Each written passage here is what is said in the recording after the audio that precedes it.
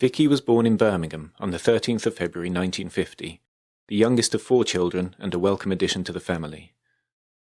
Her older siblings, Pat and Terry, were born around the start of World War II. Vikki and her sister Eileen were born after their father returned from service.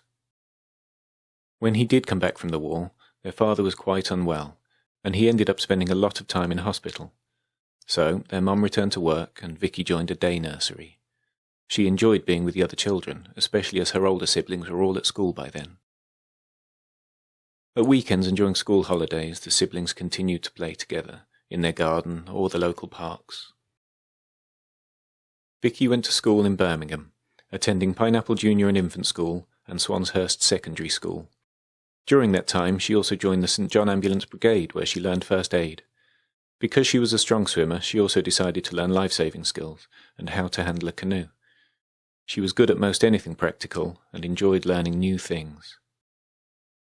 Vikki's dad encouraged all the children to do some gardening, giving each of them a little plot of their own in the garden and a packet of seeds, which is where her love of gardening began. She was a keen gardener throughout her life and has created beautiful and welcoming spaces for many people to enjoy. Another passion was needlework, which came from her mother, who did a lot of dressmaking, knitting and embroidery. As soon as Vikki was big enough to use the sewing machine, she started to make clothes for herself and her friends. Many of her friends and family have cherished items of clothing that she created for them. Vikki married her first husband, Christopher Yaden, in 1975, and a year later they had their first child, Abby. 3 years later they had a son, Graham. However, that marriage wasn't meant to be, and they divorced in 1982. Vikki decided to take on the mortgage and keep the house. Life was difficult for a single mother of 2 in the 80s, but she was a resourceful woman. Through those years she was the breadwinner and the cook, the hairdresser and the tailor, the plumber and the electrician, the entertainer and the shoulder to cry on. A holiday was often a short, fun-filled getaway in a Morris Minor borrowed from the church. She managed to make it work. And so Abby and Graham grew up, as children tend to do, providing some challenges, but also bringing plenty of joy. Life might have been hard at times, but it was happy and fulfilling. Vikki's life changed direction in 1992 after a chance meeting in the old Market Square in Redditch. She recognized a face from her childhood, and he recognized her. They stopped and chatted for a bit, before going their separate ways. But fate didn't leave it there, and they bumped into each other twice more that same day, and so began a lifelong friendship. That friend was David Moore, and they were married in 1994. David also had 2 children by a previous marriage, Peter and Louise. So, for a few years, Vikki and David had a full house.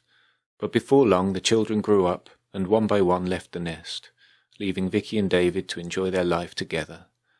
With occasional interruptions, of course, including welcoming their children and their extended families around for regular Sunday lunches and Christmas meals, providing tasty food and wonderful company.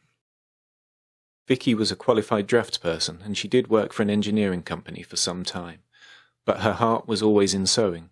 She excelled in dressmaking, pattern cutting, tailoring, and all things sewing. She started working at the IDC College with her good friend Brenda in 1995, where she was able to pass on her enthusiasm and her considerable talents to countless students. David and Vikki became grandparents in 2013, thanks to David's son, Peter, and his wife Tansy. The arrival of Alex, and later Charlie, gave them both an excuse to indulge their childish side, to an even greater extent than they had before. The years passed, and life remained busy and happy for the most part. Of course, there were some difficult and sad times. Vikki's daughter, Abby, died in 2013. A shock to everyone, and of course a massive blow for any parent. Vikki also played clarinet and saxophone, and regularly joined in with the church band along with David and many of their friends. She was never one for the limelight, but she was creative to her core, and enjoyed being part of any artistic endeavour. Vikki often compared herself to one of her favourite characters, Winnie the Pooh, claiming she was of very little brain. Anyone that knew her would disagree. She was a woman of incredible talents, with a big heart, and she will be sorely, sorely missed.